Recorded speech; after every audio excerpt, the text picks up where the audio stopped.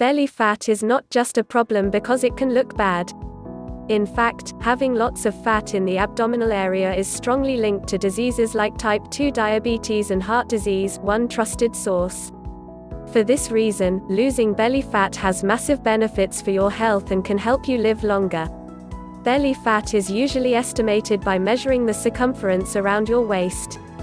This can easily be done at home with a simple tape measure. Anything above 40 inches 102 centimeters in men and 35 inches 88 centimeters in women is known as abdominal obesity. If you have a lot of excess fat around your waistline, then you should take some steps to get rid of it even if you're not very heavy overall. Fortunately, there are a few proven strategies that have been shown to target the fat in the belly area more than other areas of the body. Here are 6 evidence-based ways to lose belly fat. 1. Don't eat sugar and avoid sugar-sweetened drinks. Studies show that it has uniquely harmful effects on metabolic health. Sugar is half glucose, half fructose, and fructose can only be metabolized by the liver in significant amounts. When you eat a lot of added sugar, the liver gets overloaded with fructose and is forced to turn it into fat. Numerous studies have shown that excess sugar, mostly due to the large amounts of fructose, can lead to increased accumulation of fat in the belly and liver. Some believe that this is the primary mechanism behind sugar's harmful effects on health. It increases belly fat and liver fat, which leads to insulin resistance and a host of metabolic problems. Liquid sugar is even worse in this regard. Liquid calories don't get registered by the brain in the same way as solid calories, so when you drink sugar-sweetened beverages, you end up eating more total calories. Studies show that sugar-sweetened beverages are linked to a 60% increased risk of obesity in children, for each daily serving. Make a decision to minimize the amount of sugar in your diet, and consider completely eliminating sugary drinks. This includes sugar-sweetened beverages, sugary sodas, fruit juices and various high-sugar sports drinks. Keep in mind that none of this applies to whole fruit, which are extremely healthy and have plenty of fiber that mitigates the negative effects of fructose. The amount of fructose you get from fruit is negligible compared to what you get from a diet high in refined sugar.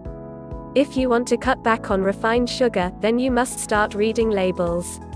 Even foods marketed as health foods can contain huge amounts of sugar. 2. Eating more protein is a great long-term strategy to reduce belly fat. Protein is the most important macronutrient when it comes to losing weight. It has been shown to reduce cravings by 60%, boost metabolism by 80 to 100 calories per day and help you eat up to 441 fewer calories per meal. If weight loss is your goal, then adding protein is perhaps the single most effective change you can make to your diet. Not only will it help you lose, it also helps you avoid regaining weight if you ever decide to abandon your weight loss efforts.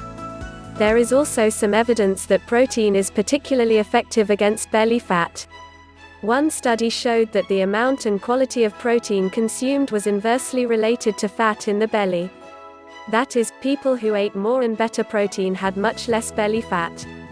Another study showed that protein was linked to significantly reduced risk of belly fat gain over a period of 5 years. This study also showed that refined carbs and oils were linked to increased amounts of belly fat, but fruits and vegetables linked to reduced amounts. Many of the studies showing protein to be effective had protein at 25 to 30% of calories. That's what you should aim for. So make an effort to increase your intake of high-protein foods such as whole eggs, fish, seafood, legumes, nuts, meat and dairy products. These are the best protein sources in the diet. If you struggle with getting enough protein in your diet, then a quality protein supplement like whey protein is a healthy and convenient way to boost your total intake. Bonus tip: consider cooking your foods in coconut oil. Some studies have shown that 30 milliliters, about 2 tablespoons, of coconut oil per day reduces belly fat slightly. 3. Cut carbs from your diet. Carb restriction is a very effective way to lose fat. This is supported by numerous studies. When people cut carbs, their appetite goes down and they lose weight. Over 20 randomized controlled trials have now shown that low-carb diets lead to 2 to 3 times more weight loss than low-fat diets 20, 21, 22. This is true even when the low-carb groups are allowed to eat as much as they want, while the low-fat groups are calorie-restricted and hungry. Low-carb diets also lead to quick reductions in water weight, which gives people near-instant results. A difference on the scale is often seen within 1 to 2 days. There are also studies comparing low-carb and low-fat diets, showing that low-carb diets specifically target the fat in the belly, and around the organs and liver.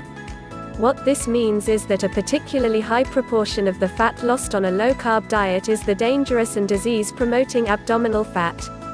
Just avoiding the refined carbs, sugar, candy, white bread, etc., should be sufficient, especially if you keep your protein intake high. However, if you need to lose weight fast, then consider dropping your carbs down to 50 grams per day. This will put your body into ketosis, killing your appetite and making your body start burning primarily fats for fuel. Of course, low-carb diets have many other health benefits besides just weight loss. They can have life-saving effects in type 2 diabetes. 4. Eat foods rich in fiber, especially viscous fiber. Dietary fiber is mostly indigestible plant matter. It is often claimed that eating plenty of fiber can help with weight loss. This is true, but it's important to keep in mind that not all fiber is created equal. It seems to be mostly the soluble and viscous fibers that have an effect on your weight. These are fibers that bind water and form a thick gel that sits in the gut. This gel can dramatically slow the movement of food through your digestive system, and slow down the digestion and absorption of nutrients. The end result is a prolonged feeling of fullness and reduced appetite. One review study found that an additional 14 grams of fiber per day were linked to a 10% decrease in calorie intake and weight loss of 4.5 pounds (2 kilograms) over 4 months in one 5-year study. Eating 10 grams of soluble fiber per day was linked to a 3.7% reduction in the amount of fat in the abdominal cavity. What this implies is that soluble fiber may be particularly effective at reducing the harmful belly fat. The best way to get more fiber is to eat a lot of plant foods like vegetables and fruit. Legumes are also a good source, as well as some cereals like whole oats. Then you could also try taking a fiber supplement like glucomannan. This is one of the most viscous dietary fibers in existence, and has been shown to cause weight loss. 5. Exercise is very effective at reducing belly fat. Exercise is important for various reasons. It is among the best things you can do, but exercise does appear to be effective at reducing belly fat. However, keep in mind that I'm not talking about abdominal exercises here.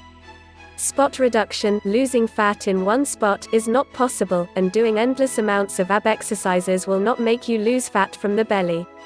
In one study, 6 weeks of training just the abdominal muscles had no measurable effect on waist circumference or the amount of fat in the abdominal cavity. That being said, other types of exercise can be very effective. Aerobic exercise, like walking, running, swimming, etc., has been shown to cause major reductions in belly fat.